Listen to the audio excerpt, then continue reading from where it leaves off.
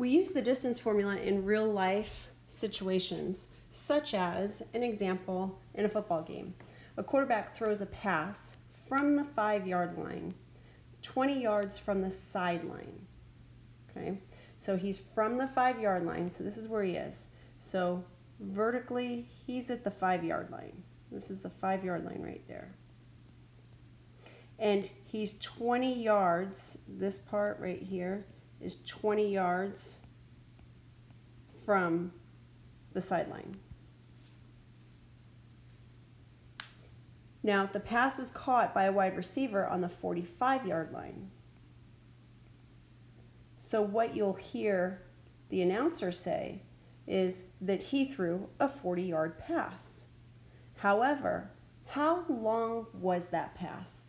They gained 40 yards, so the quarterback gets credit for throwing a 40-yard pass. However, he threw it a little bit longer than just 40 yards. And this is how we know that, because the straight distance that is one of the legs of the right triangle is 40. And then this distance right here, which is a straight distance, right?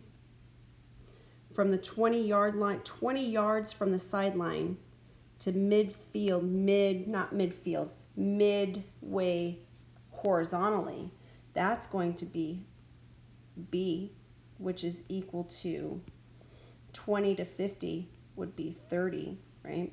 So we've got 30, 40. What was the true distance that he threw? So they gained 40 yards. He's going to get credit on his stats for 40 yards. But how long was that pass?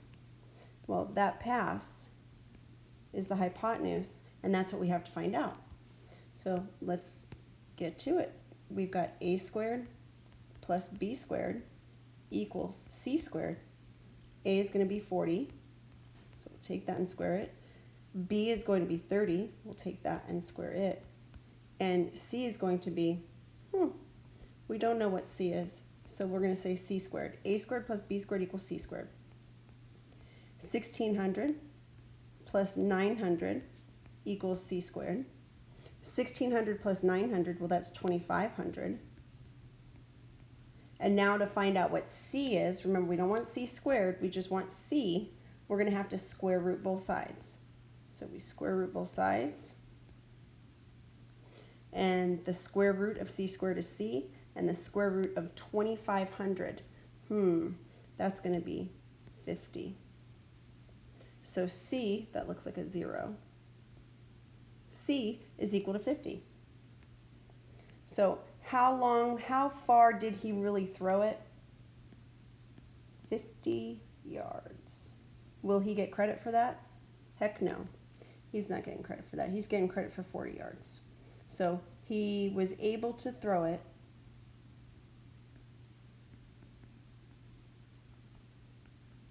So he threw the football 50 yards. Now, anybody who plays football, you know that this makes sense because what happens, here I'm going to do some fabulous drawing here.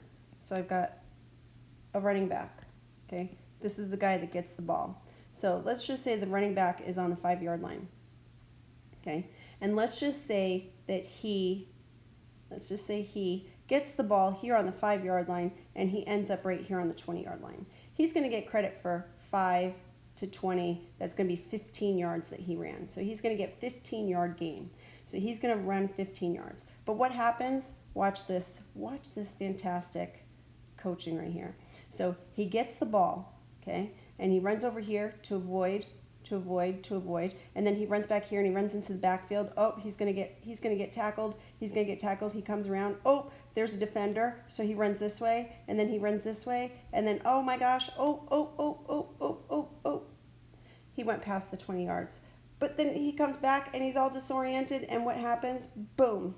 He gets tackled right there. He had a 15-yard gain. How long did he probably ran 100 yards. Does he get credit for running 100 yards? No. He only gets credit for 5-yard line to wherever he's tackled.